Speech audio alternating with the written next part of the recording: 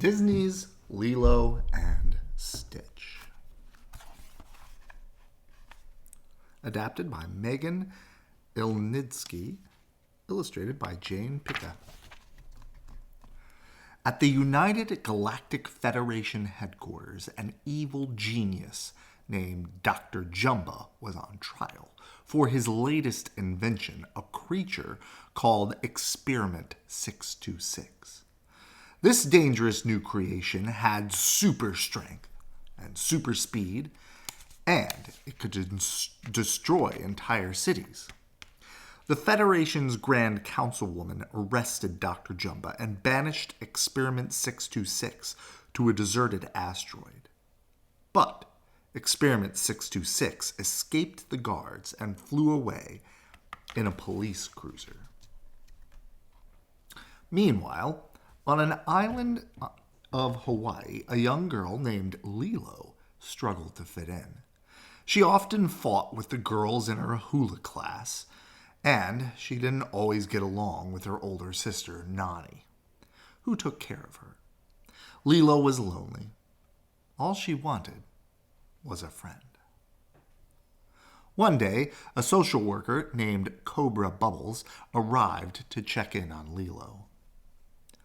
"I'm the one they call when things go wrong," Mr. Bubbles said to Nani, looking around the messy house.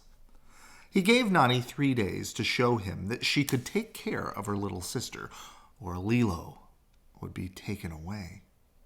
After Mr. Bubbles left, the sisters got into a big argument about his visit. Later that day, Lilo and Nani apologized to each other. Lilo told Nani about her fight in class that afternoon. "If you promise not to fight anymore, I promise not to yell at you," Nani said. Lilo agreed and hugged her big sister. As Lilo got ready for bed, she spotted a flash of light in the sky. It was a falling star. Rushing to her window, she made a wish.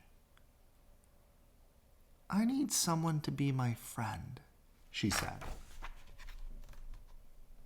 The next morning, Nani took Lilo to the animal shelter to find a pet. Lilo chose a strange-looking blue dog and paid $2 to adopt him. She named him Stitch. What Lilo didn't know was that Stitch was really Experiment 626. The shooting star Lilo had seen the night before had been Stitch's ship crash landing on Earth. Stitch was hiding from Dr. Jumba and Agent Pleakley, the Council Earth's expert. They had been sent to recapture him. Lilo showed Stitch around her town, but he destroyed everything he touched. He even got Nani fired from her job. Furious, Nani wanted Lilo to take Stitch back to the shelter. "What about Ohana?" Lilo cried. "Ohana means family, and family means nobody gets left behind or forgotten." Nani sighed. Lilo could keep Stitch, but he needed to behave better. In Lilo's room, Stitch started ripping pages from her books, but then he saw one that made him stop. It was the ugly duckling. He took it to Lilo. "Well, he's sad because he's all alone and nobody wants him," Lilo explained. "But on this page, his family hears him crying and they find him. Then the ugly duckling is happy because he knows where he belongs." Thoughtfully, Stitch took the book and crawled into his bed. The next day, Lilo tried to teach Stitch to be less destructive while Nani looked for a new job. Following the example of Lilo's hero, Elvis Presley, Lilo showed Stitch how to dance, play guitar, and put on a show. But even though Stitch tried his hardest to be good, he still caused chaos everywhere they went. Nani's friend David took them all surfing to try to cheer them up. They had so much fun, even Stitch. He had been scared at first, but he soon enjoyed riding the waves and feeling like he was part of the group. Suddenly, Dr. Jumba and Agent Pleakley appeared in the water and grabbed Stitch, dragging him and Lilo under the waves. Luckily, David saved them. But Mr. Bubbles saw everything from the shore. He told Nani he would come back tomorrow to take Lilo away. Stitch felt terrible. He hadn't meant to hurt Lilo's family, but where was his own family? Were they out there somewhere looking for him? He needed to find them. Our family is little, but if you want, you could be a part of it, Lilo said sadly as she watched Stitch leave. Stitch walked into the woods with Lilo's copy of The Ugly Duckling. He opened the book to the page where the duckling was standing alone. I'm lost, Stitch whispered. The next morning, Stitch left the forest to return to Lilo's house. Dr. Jumba and Pleakley found him and tried to capture him. Stitch and Lilo escaped, but the house was wrecked. Mr. Bubbles arrived just in time to see the destruction.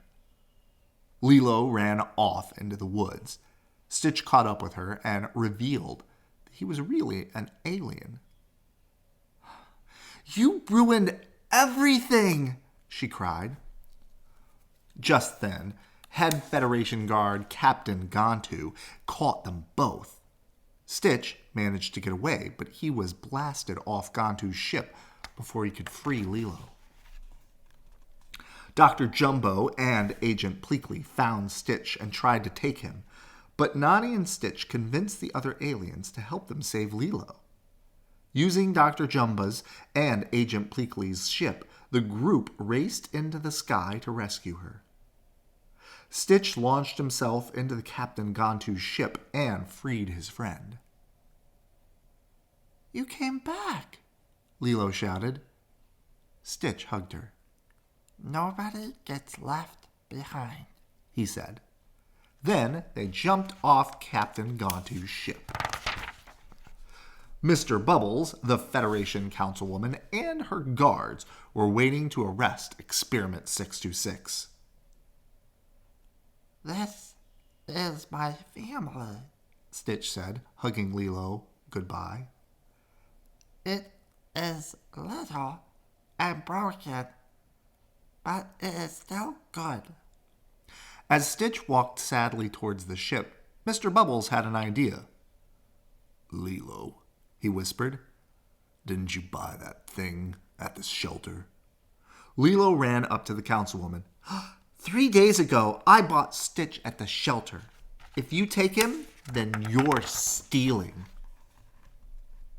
The councilwoman decided that Stitch's sentence could be served out on Earth. She placed Stitch, Lilo, and Nani under the protection of the United Galactic Federation, and Mr. Bubbles agreed to watch them. Lilo and Stitch could both stay with Nani. At last, Lilo had a friend, and Stitch had a family, and they both finally had a place where they truly belonged. Good night. I love you.